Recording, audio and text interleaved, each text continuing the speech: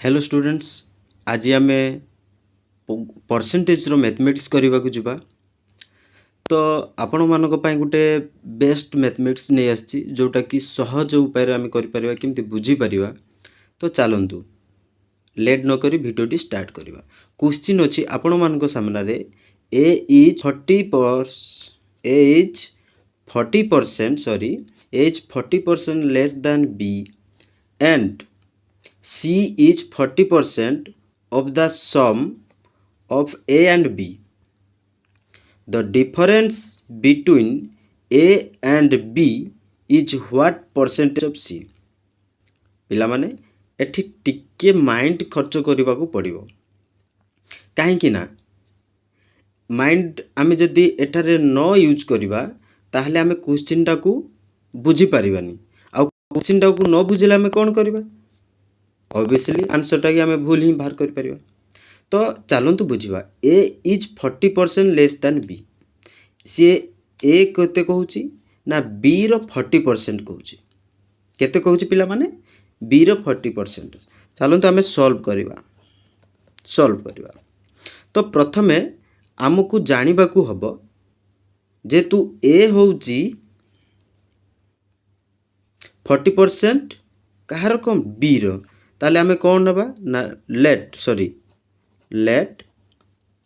B B केते अच्छी ये तेबे 100 अच्छी हाँ ना नहीं। जदि बी 100 अच्छी तेबे ए केते होबो यार ये 40% हाँ ना नहीं। तो ए इक्वल केते 100 माइनस 40% हेले केते 60%। एबे पिला माने आमे जाने ना बी हूँ 100% हेले ए हैला तार 40% लेस माने 60%। ओके, तो आमे बे ए बी बाहरी अच्छी ए मध्य बाहर कले तो आमे कौन करवा ना सी रो वैल्यू बाहर करवा। सी कौन कही C is the 40% of the sum of A and B. Okay, C रो वैल्यू आमे बाहर करवा। केमती बाहर करवा? सी से कौन कहला ना 40% of the sum of A and B. A एवं बी रो दीटा जाकर मिश्रण रो 40% ही कहूँ। ओके, आम देखा सी कौन कहला ए प्लस बी सी कह ऑफ कही इंटू 40%। हाँ ना नहीं पिला माने एमती तो ठीक अच्छे। चलतु बाहर करदे ए हला केते ए केते कहली ए हला 60 बी केते बी हला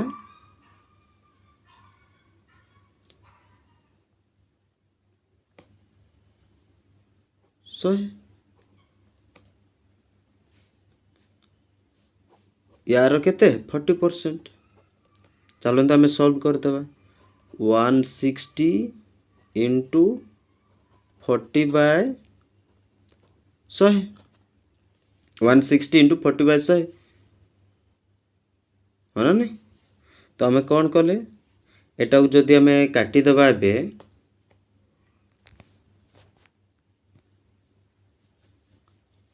ए केमती काटी पार पिला माने 0 को 0 कटिज हाँ ना नहीं। तो अच्छा यहाँ आम काटिपार केमती काटिबा चलते देखा। ये 0 को 0 कटिगला रहा केते 160 इंटू 4/10। एटा चाहिए मु डायरेक्ट काटी पारथांती बुझीगला।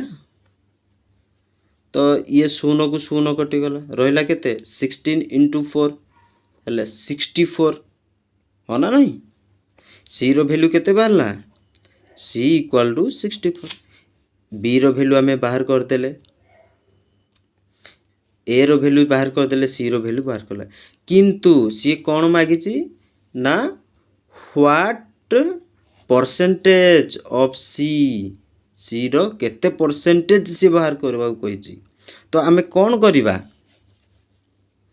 କ'ଣ କରିବା ପିଲାମାନେ ନା ସିର ପରସେଣ୍ଟେଜ୍ ବାହାର କରିବାକୁ ହେଲେ କ'ଣ କରିବାକୁ ପଡ଼ିବ ନା ଆମକୁ କରିବାକୁ ପଡ଼ିବ b minus a Bai c into 100। ବୁଝିହେଲା ପିଲାମାନେ?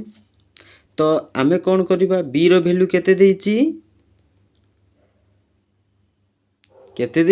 b ର ଭ୍ୟାଲ୍ୟୁ 100, a ର ଭ୍ୟାଲ୍ୟୁ 60, c ର ଭ୍ୟାଲ୍ୟୁ କେତେ 64 ଇଣ୍ଟୁ 100।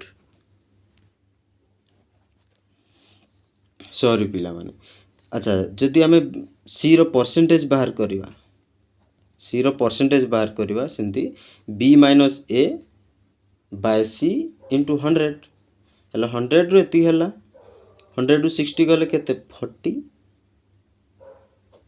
ବାଇ 64 ଇଣ୍ଟୁ 100। ଇଏ କ'ଣ ହେବ ଯଦି ଆମେ ୟାକୁ କାଟିବା କେତେ ହେବ 4 16 64।